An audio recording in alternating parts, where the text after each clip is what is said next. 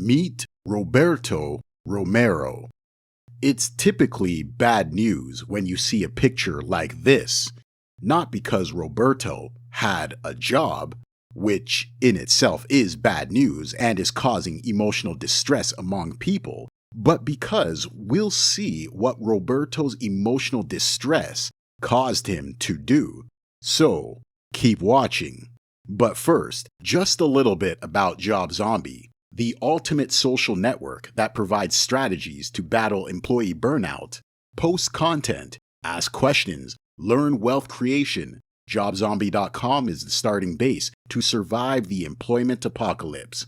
Go to JobZombie.com and register your free account to become an official member.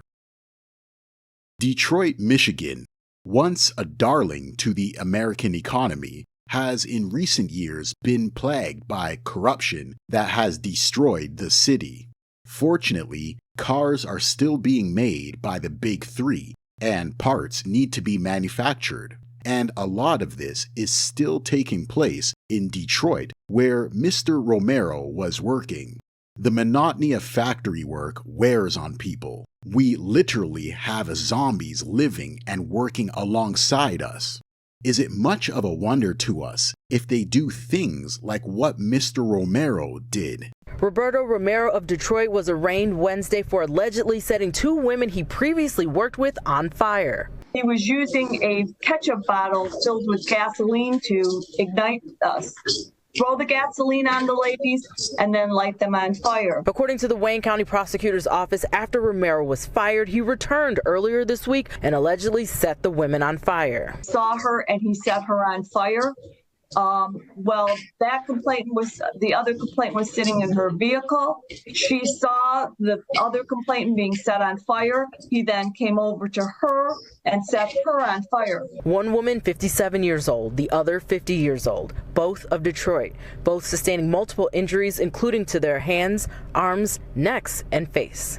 Romero and the victims worked at Tompkins Printing Company in Detroit. Assistant Prosecutor Lisa Coyle says after Romero was fired for leaving those threatening notes, he returned to work Monday morning and attacked the 57 and 50-year-old victims. When he tried to get away, a witness saw him and held him down until police arrived. The prosecutors noted that all this happened while he was out on probation. They say Romero's been to prison a few times. His criminal history dates back to 1984, and it includes drug crimes, arson, and domestic violence. Roberto clearly went off the rails with this one. Was it the salary? The average salary in Detroit for auto parts manufacturing employees is $52,000 annually, which, respectable in the late 2000s, early 2010s, is hardly manageable in today's society, especially after taxes are accounted for. Could it have been the treatment of those coworkers? We're, of course, not saying that what they did deserved this response, but they were clearly the target of his anger because of what reports said. Apparently, they played a part in his initial suspension from the company, and then he started writing threatening notes to them, which ultimately led to his termination. What we see here is that working a job exposes you to potentially unstable individuals. These unfortunate ladies found out the hard way as to why jobs suck. But before you yourself turn into a zombie, try reading our guide entitled The Employment Apocalypse Survival Guide. This is a handy resource that will give you tips and strategies on how to survive life with a job.